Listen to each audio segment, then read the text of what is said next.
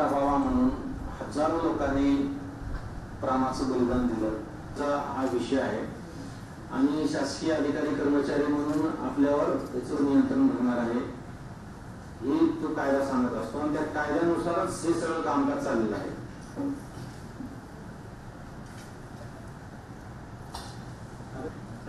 आता आपण आपल्या सर्वांना काही तालुक्यामध्ये मी त्याच्यानंतरही आज या ठिकाणी बोलवण्याचे 2 कारण होते.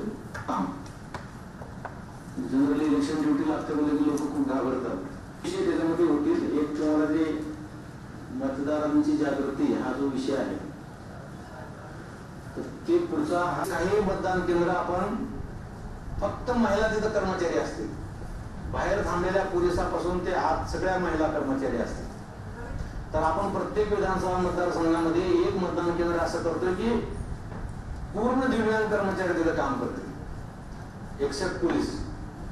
की तुम्ही तुमच्या तालुक्यामध्ये म्हणा किंवा तुमच्या कार्यक्षेत्रामध्ये एक खरोखर आयडियल पाळणाघर केला होता आणि त्याच्यात सुदैवानं काही महिला आल्या बाळाला घेऊन आणि ते बाळ तुमच्या त्या पाळणाघरात खेळलं तर त्याच्यासारखा आनंद दुसरा कुठलाच नाही.